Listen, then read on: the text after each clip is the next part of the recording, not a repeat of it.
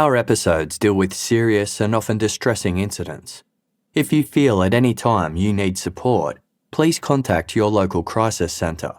For suggested phone numbers for confidential support and for a more detailed list of content warnings, please see the show notes for this episode on your app or on our website.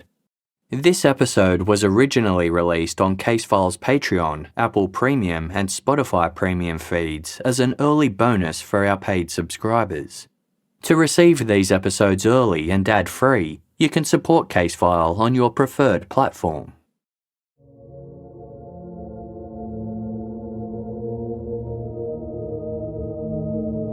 One day in December 2015, a 21-year-old man from Michigan admitted something very disturbing to his girlfriend. Khalil Ryan had met 19-year-old Jannah Bride just a couple of months earlier via the social media platform Twitter.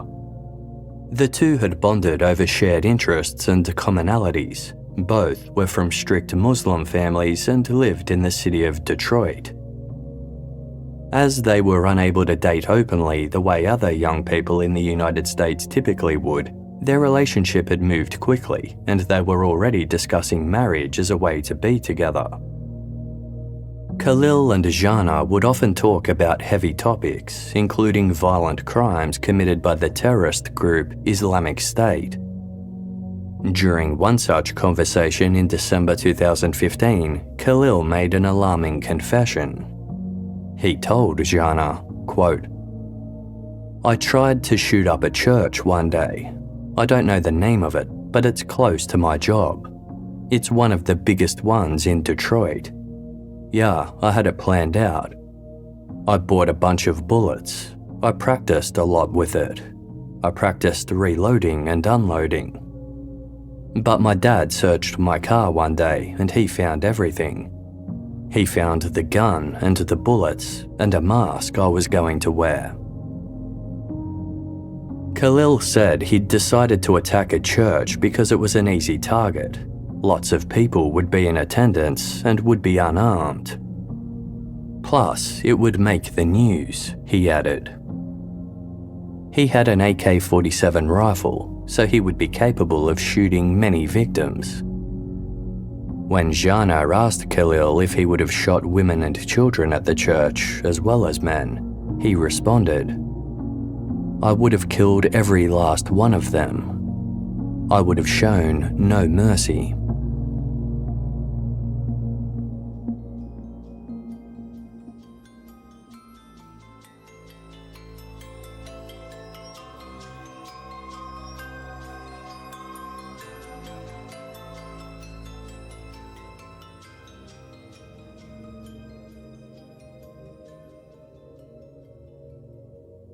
Khalil Ryan was raised in the Detroit suburb of Dearborn Heights, which had a large Arab American population.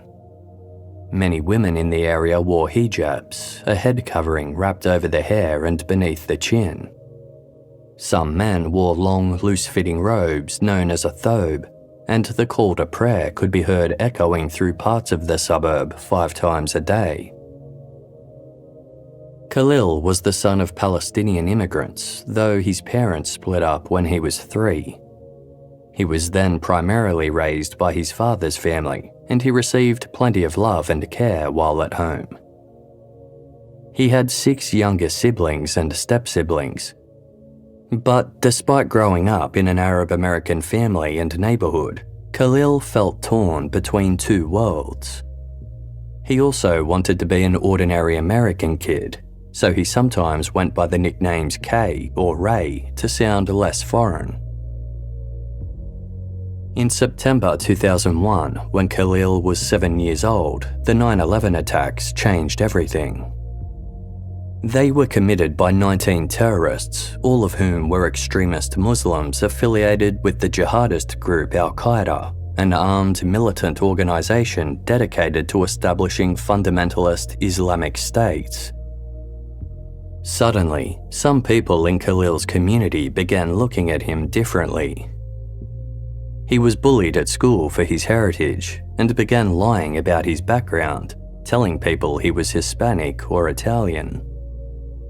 Although he lived in a strong Arab-American community, in a broader sense, Khalil felt like an outsider. As he grew older, he became more troubled. At the age of 12, he had a dream that he took a gun to school and shot his entire class. He later told a teacher about the nightmare and he was referred to counselling. As a teenager, Khalil developed a reputation for being a class clown at the charter high school he attended, where the other students were also of mostly Muslim and Arab descent. But he also became the target of bullies and was given suspension on at least 3 separate occasions after getting into fights. While his home life was stable, Khalil struggled with his peers and with depression. By the age of 17, he'd started using cannabis. It was after graduating, however, that Khalil's problems escalated. He briefly attended college, but his poor mental health and drug use led to him failing his classes. He decided to essentially drop out and take a break from studying to work full-time as a pizza delivery driver. Khalil's father was an engineer with 2 master's degrees, and he also owned a pizzeria. Working for his father at the pizzeria seemed like a good solution. However, without the structure of school and the friends he'd previously seen daily, Khalil's depression worsened. His job was isolating, involving long hours alone in a car, sometimes up to 70 hours a week. Khalil became even more dependent on drugs, often smoking between deliveries to curb his boredom and a low mood. By the age of 19, he was often smoking between 10 and 15 cannabis joints a day. To make matters worse, Khalil often felt unsafe while working. Detroit could be a dangerous city, and Khalil was generally working late at night. He had to deliver pizza at sketchy-looking apartment buildings or on blocks with no porch lights to aid visibility. On more than one occasion, Khalil would pull up at an address to deliver a pizza, only to find it was an abandoned house and there were people waiting there to jump and rob him. Sometimes, Khalil was even robbed at gunpoint. Feeling lonely, angry and powerless, Khalil suffered something of an identity crisis, wondering who he was and where he belonged. He began spending his free time retreating online to seek out a sense of belonging with other young Muslims his age. Then he started seeking out shocking and graphic content as a distraction from his own feelings. Seeing real gore and violence just felt like an escalation from watching an action movie. It involved the same shock and awe on a heightened level. By this time, it was 2014, and the actions of the terrorist group Islamic State, or IS, had captured the world's attention. Militants from IS had taken over large territories in eastern Syria, where there was an ongoing civil war, and northwestern Iraq, where local military forces were dwindling. IS declared itself to be a caliphate, the term for a state under the leadership of a religious Muslim considered a successor to the Islamic prophet Muhammad. IS adheres to a radical pro-Sunni Islamist ideology and seeks to establish a global caliphate through armed struggle. It was designated as a terrorist organization by the United States government in April 2014. As they conquered parts of Syria and Iraq, IS became known for their use of social media to disseminate their message. They posted news, photos and videos on Twitter as a way to reach a broader audience beyond their geographical borders and radicalize sympathetic individuals abroad. IS also became known for their brutality. Much of the content they shared featured shocking acts of violence against those they deemed their enemies. One such video was of a Jordanian pilot they had captured being set on fire and burned to death. Others showed men who were suspected by IS of being gay being thrown off a high-rise building as a form of execution. IS also used public beheadings to terrorize and punish, and filmed soldiers, journalists, aid workers, and others being killed this way. In one incident, a French citizen and mountaineering guide named Hervé Gordel was kidnapped in Algeria, then held hostage before being beheaded. This crime was filmed and released online under the title "A Message of Blood for French Government." Abu-Rayyan had a Twitter account using the handle @KhalilRay21. In November 2014, he started seeking out IS content. He liked propaganda posts about their victories, including videos of beheadings and the Jordanian pilot's murder. Sometimes he would retweet posts, resharing them on his own profile, or reply with a comment. In one instance, he asked another Twitter user if they had a link to a video showing people being thrown from a tall building. When the other user shared it with him, Khalil replied, "Thanks, that made my day." Khalil sent some photos of beheadings to his brother. He saved one such photo as the screensaver on his smartphone. Emboldened by the online world he was falling into, Khalil took a photograph of himself and two friends, all dressed in camouflage. Khalil was holding a semi-automatic pistol in his right hand. His left hand was pointing skyward, his index finger raised. This gesture was a commonly acknowledged sign of support for Islamic State known as the Tawheed, a term referring to the oneness of God. Neither of Khalil's friends were making the gesture. On Thursday, February 19, 2015, Khalil shared this photograph on his Twitter account. Throughout 2015, Khalil continued to immerse himself in IS content after clocking off from work. Late in the year, he decided to buy a gun. On Monday, October 5, Khalil went to a Dearborn Heights sporting goods store and purchased a .22 caliber revolver. To complete the purchase, he had to fill out a form required by the Bureau of Alcohol, Tobacco and Firearms, commonly known as the ATF. Question 11E on the form asked, "Are you an unlawful user of or addicted to marijuana or any depressant, stimulant, narcotic drug, or any other controlled substance?" Khalil checked no and signed the form. 2 days later, Khalil left work and got into his 2001 Buick Sentry. As he was driving away from the pizzeria, he noticed two police cars with their lights on signaling him to pull over. Khalil did so at a nearby intersection.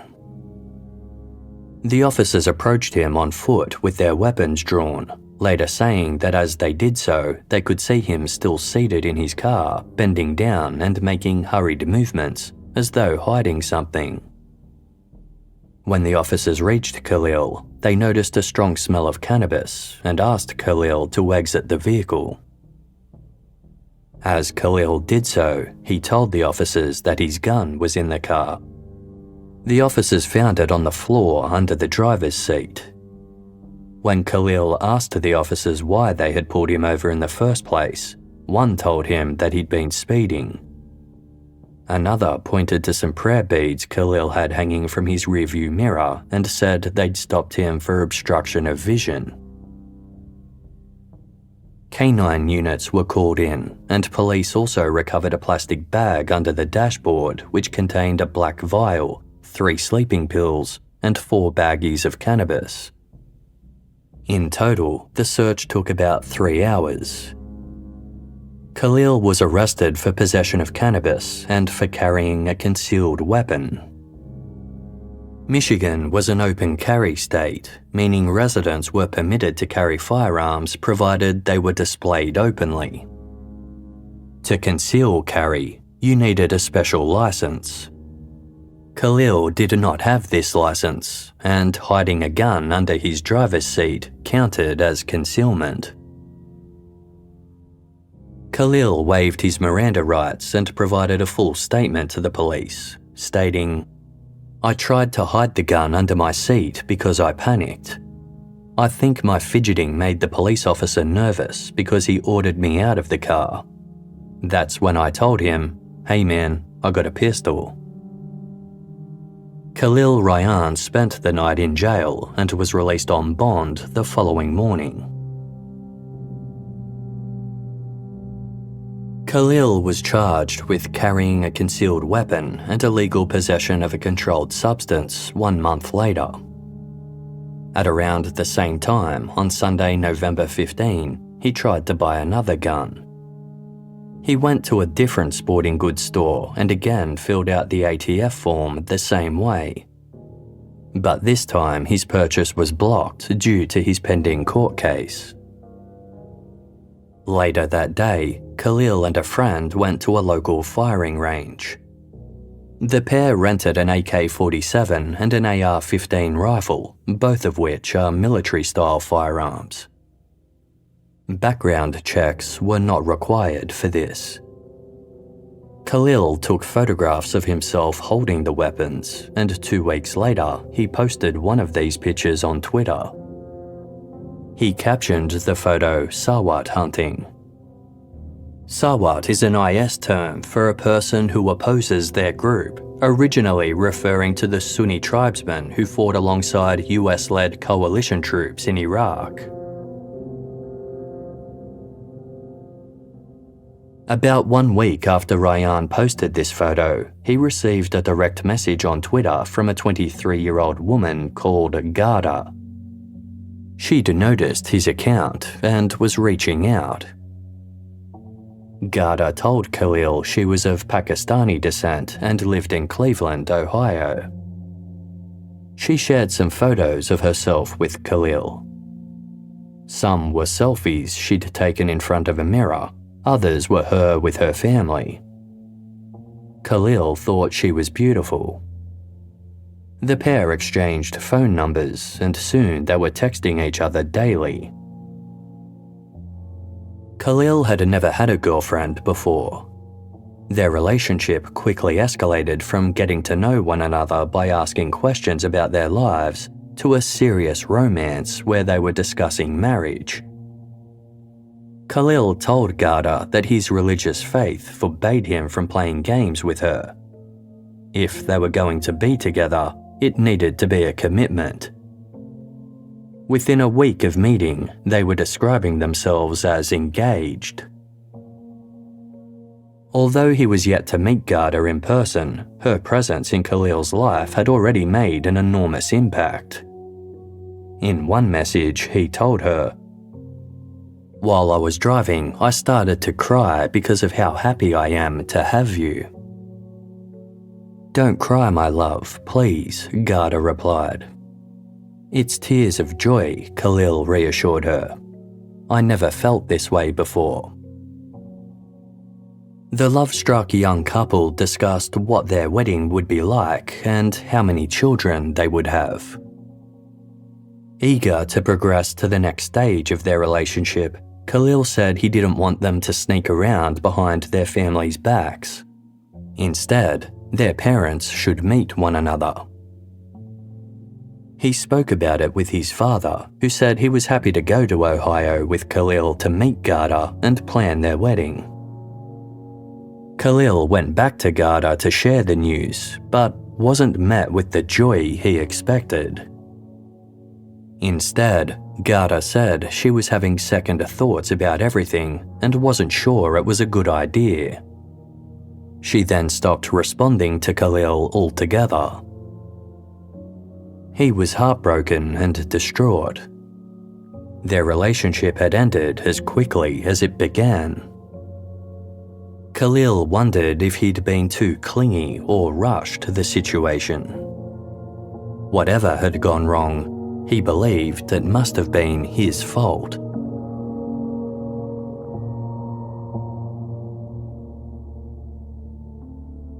A couple of weeks after Garda disappeared, Khalil received a direct message from another young woman on Twitter.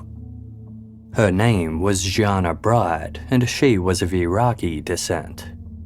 At 19, she was a few years younger than Garda, and she also lived closer to Khalil. Like him, she was a Sunni Muslim residing in Detroit. Jannah told Khalil that she felt an overwhelming urge to talk to him, and she believed God had connected them. Jannah had suffered a lot recently and was deeply depressed. Like Khalil, she'd experienced heartbreak. She had been engaged to a young man named Ahmad who had died during an airstrike in Syria. Two of Jannah's cousins had also been killed by anti-IS forces. Now she was living at home with her parents, whom she felt were destroying her life. Jannah was suicidal and needed somebody to talk to. Over the course of mid to late December 2015, Khalil and Jannah began communicating daily. Khalil developed romantic feelings for Jannah quickly, but she was slower to respond. Jannah seemed too absorbed by her own pain to be interested in dating at all. Nevertheless, the two became close and were soon confiding intimate thoughts and feelings to one another. They found some common ground in their feelings about Islamic State. Jannah was a staunch supporter of the group, as she blamed their enemies for the deaths of her fiancé and cousins. Khalil began confessing some of his darker thoughts to Jannah. He told her about a plan he'd had to shoot up a church near his home with an AK-47. He'd chosen it as a target because lots of people went there and he knew the parishioners would be unarmed.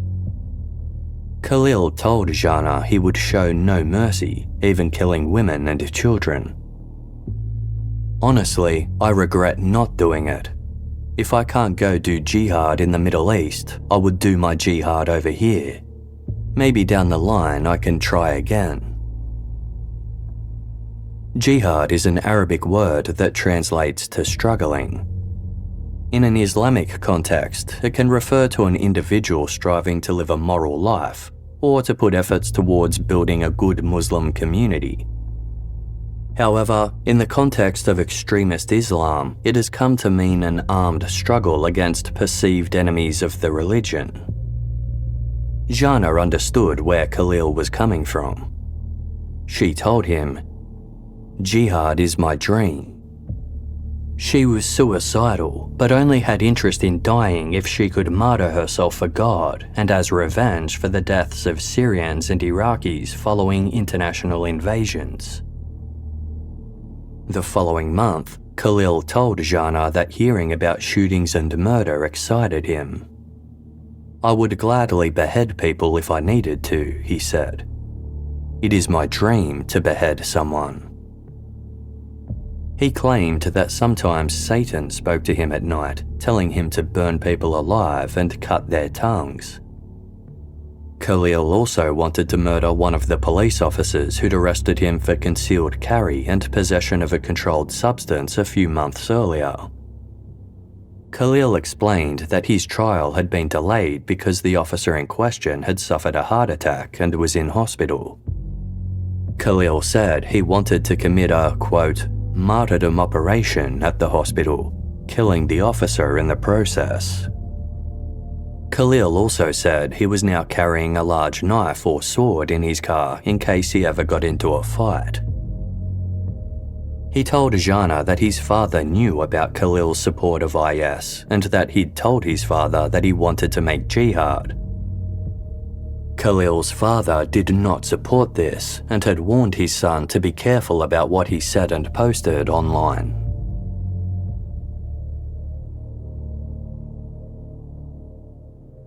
On Thursday, February 4, 2016, Khalil received a text message from Jannah early in the morning.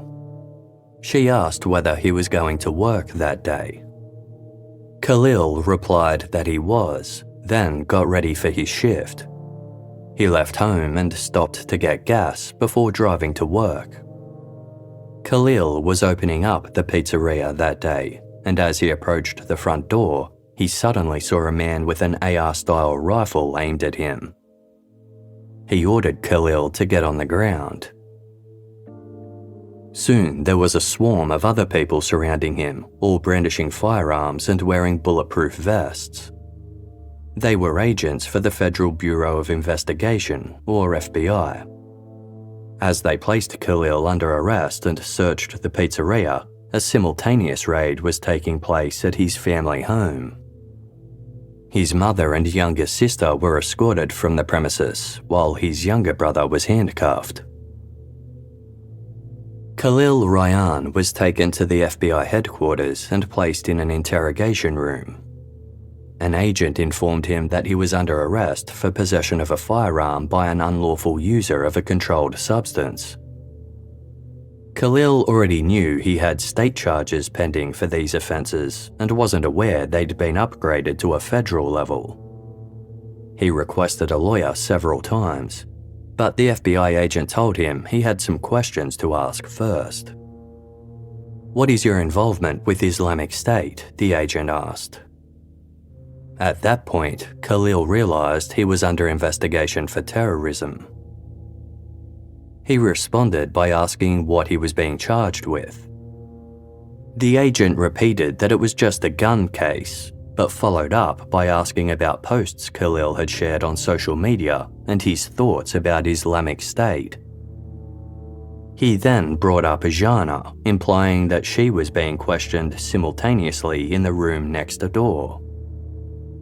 The agent knew about things the two had discussed, like Khalil's plan to commit a mass shooting at a church and his desire to behead people.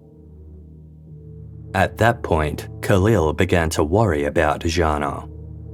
If the FBI had evidence against them, he wanted to take the rap so she could go free.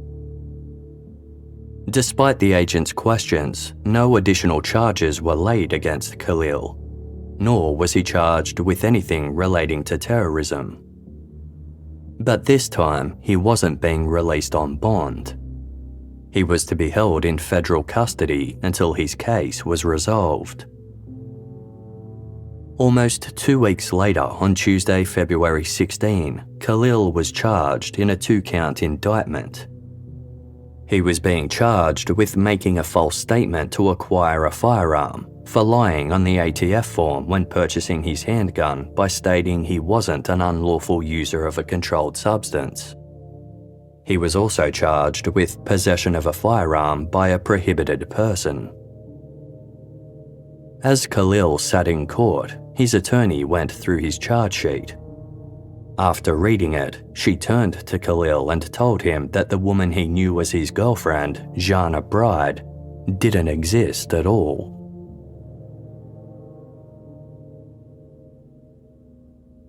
It turned out that the FBI had been monitoring Abu-Rayyan ever since May 2015, after his Twitter account came to their attention. His comments and posts in favour of IS activities had been flagged, and a review found that he'd been liking and retweeting IS propaganda for over 6 months. The FBI began investigating Khalil via a number of methods, including monitoring of his social media accounts and surveillance. A few months after they first began surveilling Khalil, the FBI became aware that he'd bought a firearm. They arranged for local police to pull Khalil over just 2 days after the purchase under the guise of a routine traffic stop.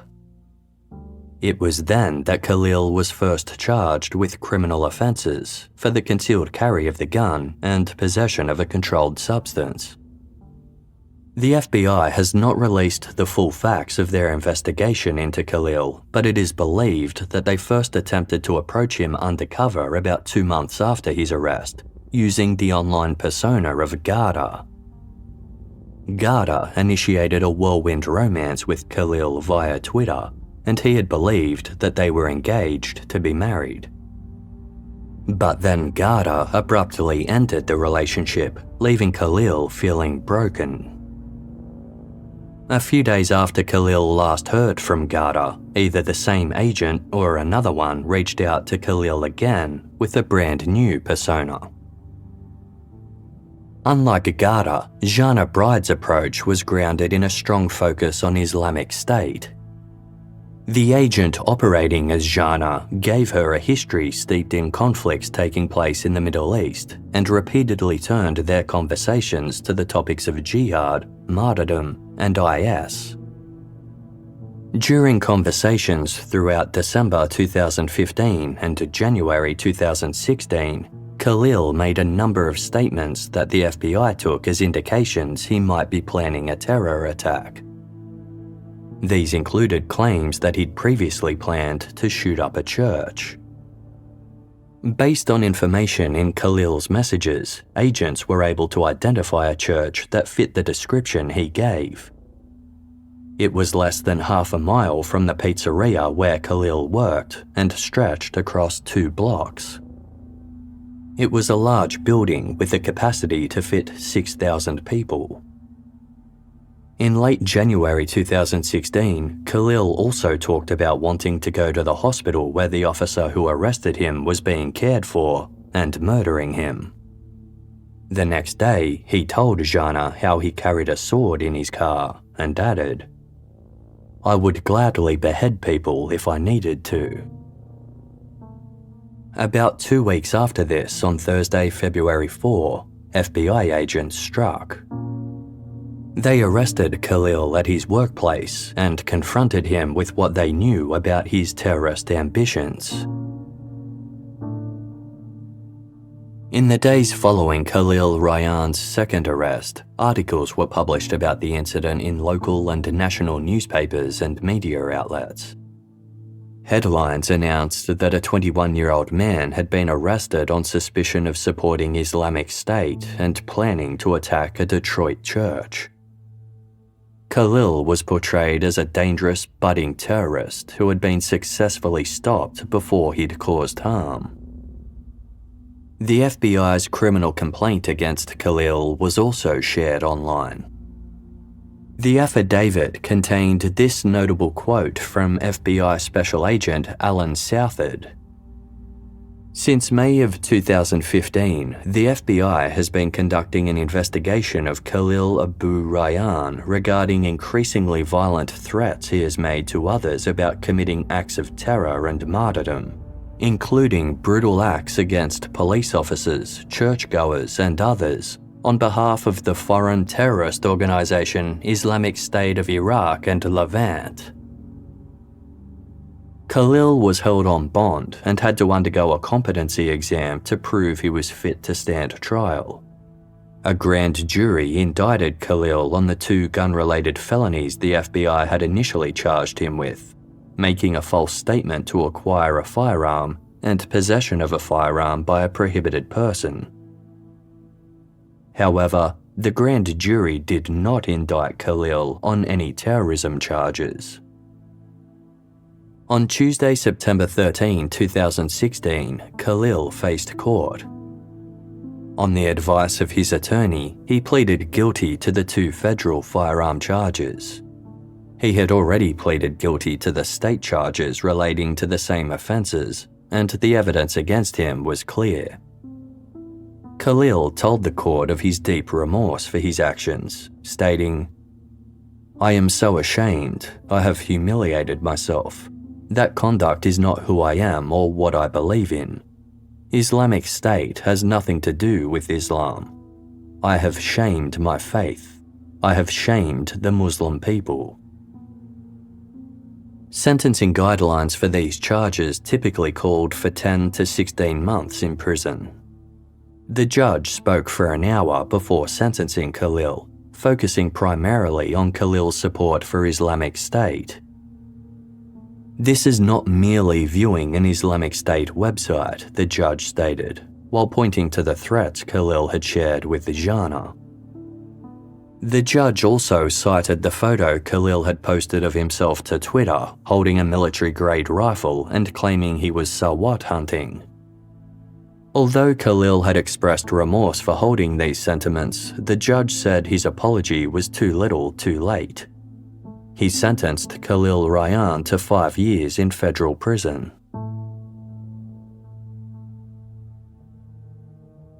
Although the shocking headlines about Khalil's planned terrorist attacks had scared some members of the public, there were others who harbored concerns about the case against the young man. Civil rights advocates and Muslim American leaders believed Khalil's case was emblematic of a larger abuse of power taking place. What hadn't been included in the FBI's criminal complaint against Abu-Rayyan was mitigating evidence that indicated he had never had any intention to commit a terrorist act at all. In fact, the evidence provided by the government was missing key portions of the conversations between Khalil and Jannah, with nothing at all provided from before December 23, 2015, well into the pair's relationship. The government claimed these omissions were due to a printing error, but Khalil's defense team suspected otherwise. They filed a motion for discovery to gain access to the FBI's full case against Khalil. The government was able to successfully withhold most of its surveillance evidence by arguing that doing so would protect national security. But a closer look at the conversations between Khalil and Jannah that were available still provided greater clarity as to what had actually taken place. From the start, Jannah Bride had presented as a deeply depressed, suicidal young woman who had suffered immense loss. While she had repeatedly raised the subject of Islamic State and jihad, Khalil's responses to her had been more focused on building a romantic relationship. "I wish I could take you away from this sadness," he wrote. "I pray a lot for your happiness. Sometimes I think I see you in my dreams." Over time, he started professing his love to Jannah and asked her to marry him. Lonely and depressed, Khalil had never had a romantic relationship before and saw marriage as a way to be happy. He tried to dissuade Jannah from harming herself or others, telling her, "Just stay positive, everything will work out." In one conversation, Jannah expressed her deep sadness before asking Khalil, "What do you want from this dunya?" Dunya is an Arabic word referring to the temporal world. Khalil replied, "Honestly, to get married. I think if I get married, I will be happy. I'm just lonely sometimes. I want to start a family." "What about the afterlife?" Jannah asked, before adding, "I want to leave this dunya. I don't want to get married." Khalil encouraged her not to give up, reassuring her that her life would improve. "Don't you want to have children and watch them grow up?" he asked. "That's probably the best feeling." In subsequent conversations, Jannah spoke of wanting to martyr herself for Allah or God, stating, "I want to die for the sake of Allah." Her motivation for doing so was vengeance for, quote, "seeing my sisters and brothers and young women die in Syria and Iraq like that." Khalil replied that she was young and confused and didn't know what she wanted. "Jihad is my dream," Jannah responded. But Khalil didn't pick up on these threads, instead trying to convince Jannah that marriage and building a future was the best path forward. During one conversation, Jannah appeared to directly ask Khalil about a possible plan for them to commit jihad together, writing, "So you don't want to do anything of what we talked about together?" "No, I can't," Khalil replied. "I want us to be together. I have other plans. Don't do anything that will hurt yourself or other people." At one point, He grew so tired of Jannah's repeated talk about jihad that he stopped talking to her for 3 days. She continued to contact him incessantly during that time. Perhaps picking up on his distaste for conversations about violence, she no longer messaged about that, but instead said how much she needed someone to talk to. Khalil caved and resumed contact. This time, when Jannah began fixating on Islamic State and jihad again, Khalil followed her lead. He would later explain in an interview with progressive advocacy group the Gravel Institute that he could see those were the things that were, quote, turning her on. So he decided to go along with it to impress Jannah and maintain her interest. Whenever he turned to other topics, Jannah became distant and started to pull away. Desperate to keep her attention, Khalil started making up stories, claiming he'd been accused of murder and had spent 3 months in prison before being let go. This had never happened. Khalil said that his claims of wanting to behead people or commit a massacre at a church were invented as well, to make him sound more like the sort of man Jannah would be interested in. When the FBI searched Khalil's home and workplace, they found no trace of the AK-47 he said he'd owned. The truth was that Khalil had never owned an AK-47, nor did he have any bullets. He had purchased a handgun in October 2015, but this was in response to feeling unsafe at work. After being robbed multiple times while delivering pizzas, sometimes at gunpoint, he felt he needed to be armed for protection. The gun he bought could only carry 6 bullets in its chamber. He'd had it for just 2 days when he was pulled over and it was confiscated by the police. Khalil had also told Jannah he'd bought a mask to wear during the church attack, but no such mask was recovered during searches by the FBI.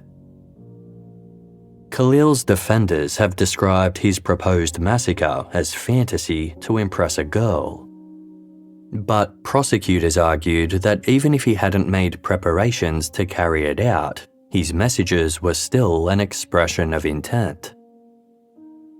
The situation between Rayyan and Jannah reached a boiling point in early February 2016. Rayyan had grown increasingly depressed while awaiting trial for the gun charges. He was also anxious because his phone had been searched following his arrest, and he knew authorities might find the Islamic State content he had downloaded and watched. There were also photos of him posing with guns at the firing range. He worried these might lead to further charges. During a phone conversation on Tuesday, February 2, Rayyan told Jannah that he was suicidal and had bought a rope to hang himself. "I'm tired of this," he said. "We're doing the same thing every day." He told Jannah of his anxieties that he might be charged with further offences. He claimed he'd tried to travel to Syria a year earlier to join Islamic State, but had been turned away. Lately, he'd noticed that he seemed to be under surveillance. There were always cop cars near his workplace or dark vehicles following him. One time, Khalil had actually called the police to report that he'd seen a man in a vehicle taking photos of him. An officer had attended the scene, spoken to the man in the vehicle, and then told Khalil that it was fine. The man had just been taking photos of some nearby signs. Jannah pushed back against Rayyan's suicidal ideation, telling him that taking his own life was haram, forbidden by Islamic law. When it's for the sake of Allah, when it's jihad, or when it's for a cause, that's the only time Allah allows it. But not to put your life to waste and to just hang yourself like you say you want to do. Jannah asked Khalil directly whether he wanted to hurt anybody else. "I would not like to hurt somebody else," he replied. Towards the end of their conversation, Khalil said that he couldn't stand the thought of being incarcerated. If the police tried to take him into custody again, he planned to try and stab them to incite them to kill him in response. But at no time did he discuss planning or intending to carry out a terrorist attack. 2 days after this conversation, FBI agents arrested Abu-Rayyan at his place of work.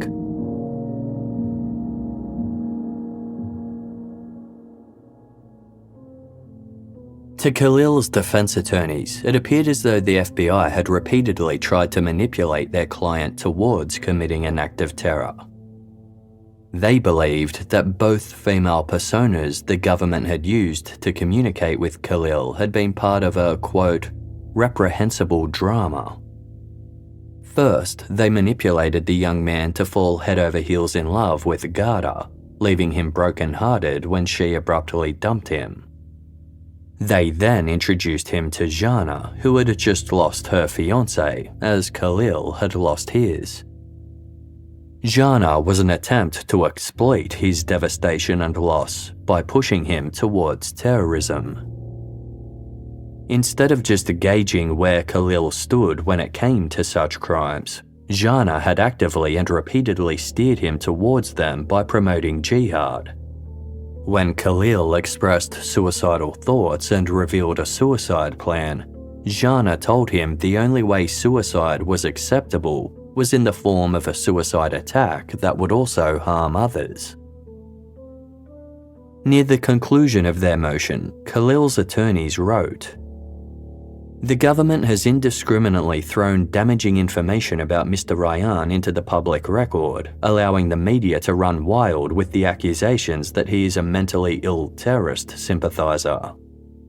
The truth is that the government has subjected the defendant, a US citizen, to a relentless and cynical emotional manipulation in an attempt to radicalize a lonely young man who was looking for a wife to start a family." A psychologist hired by the defense found that Rayyan's level of dangerousness was very low. According to an article in The Intercept, the psychologist wrote in his report that Rayyan's comments and behavior with the undercover agent was the result of deep longings for female attention in a very shy and awkward young man. His verbalization was the result of an effort to keep the attention with hopes of a future. They were not the result of radicalization or representative of terrorist intentions. According to author and journalist Trevor Aronson, who published a book titled The Terror Factory Inside the FBI's Manufactured War on Terror, the FBI was using more than 15,000 informants in counter-terrorism investigations in early 2016. At that time, many of their investigations focused on alleged Islamic State sympathizers. The particular type of surveillance used in Abu-Rayyan's case was known as a honeypot, an operational practice where a covert agent uses the allure of a romantic or sexual relationship to compromise a target. An article in the Detroit Free Press around the time of Khalil's conviction quoted the head of the FBI in Detroit as defending these undercover operations, saying they only targeted individuals who had already expressed intentions to commit criminal behavior. He described informants as a legitimate tool in combating terrorism. 2 other men in Detroit also faced court in early 2016 after being targeted by FBI informants for terror-related activities. But, like Khalil, they were never charged with any offences relating to terrorism. Local Muslim leaders accused the FBI of pursuing young men who were mentally unstable or suffering from emotional problems and goading them into terrorism. Other young Muslims in Michigan said they had been pressured to become informants for the FBI. One young man was interrogated at the airport after returning home from Yemen and said he'd been told that if he became an informant, he would be taken off a no-fly list. Another man said he was asked to spy on other Muslims in exchange for a visa allowing him to work in the US. In an interview with RT America, author and journalist Trevor Aronson stated, "In the vast majority of cases where the FBI uses informants and sting operations and files terrorism-related charges, they're not finding people who have weapons and bombs and direct connections to terrorist organizations. Instead, more than anything, they're finding people who are mentally ill. What's particularly problematic about these cases is they're not finding the truly dangerous person who would strike tomorrow. Instead, they're finding someone who is easily manipulated via an informant." There are also arguments that building cases against radicalized individuals via undercover agents isn't an effective way to prevent terrorism. In many instances, this approach pushes people towards criminal activity instead of away from it. In Denmark, a program was introduced that focused on de-radicalizing citizens who had chosen to support Islamic State. Creators of the program recognized that young people drawn to IS were typically second-generation immigrants who felt isolated and abandoned by their communities. They designed a collaborative approach between police, Danish intelligence, social services, the healthcare system, and education providers that would see radicalized citizens receive counseling, mentoring, and support as long as they hadn't committed any crimes. Named the Aarhus model, it appeared to have some success. While 30 Danish citizens travelled to Syria to join Islamic State in 2013, that number dropped to 1 a year later and 2 in 2015. One young man who took part in the Aarhus model spoke with the BBC about his experience. Going by the name of Ahmed, he explained that after he came to police attention for extremist leanings, they approached him at home and took him out for a coffee. They then introduced him to a mentor, another Muslim man who worked with Ahmed for months to de-radicalize him and show him he had other options. The program ultimately worked, with Ahmed telling the BBC, "I'm happy right now. I see my future in Denmark. I couldn't see that before because it was all dark." Khalil spent almost 4 years incarcerated at a federal prison in Indiana. For the first 6 months, he was held in solitary confinement for his own protection. Prison officials felt that the high-profile nature of Khalil's case and the allegations of terrorism could lead to other inmates harming Khalil. In an interview with the Gravel Institute, Khalil stated that his time in solitary confinement permanently altered him. He felt forgotten by his family and hopeless about his future. Quote, "I really do firmly believe that a part of me actually did break when I was in there." Eventually, Khalil joined the general population. He developed a routine that involved lots of reading, praying, and working in the prison commissary. Abu-Rayyan was released from custody in June 2020. He returned to his family in Dearborn Heights and also rejoined social media. He soon found a niche on the platform TikTok, where he posted videos answering questions about what life was like in prison. Khalil also began a serious relationship with his first real girlfriend, though he struggled with trust issues for a long time. He couldn't shake the fear that his girlfriend might actually be an undercover informant. Abu-Rayyan has shared his story in a number of interviews. He is adamant that the FBI knew exactly where his life was lacking and how vulnerable he would be to a honeypot approach. He has also been at pains to make clear how little of a threat he was to the American people, as he never had any plans to launch an attack. Khalil has pointed to the grand jury's dismissal of any terrorism charges against him as proof of this. Quote, My lawyer, he gave me this quote that a grand jury indicts a ham sandwich, meaning whatever charges you put on a grand jury, the grand jury's going to indict you on. And for them to return back with no indictment on terrorism really just goes to show that the prosecution didn't have proof beyond reasonable doubt that there was some kind of crime committed there. In 2024, Khalil spoke with Rolling Stone about issues facing the young Muslim population of Dearborn Heights in the present day.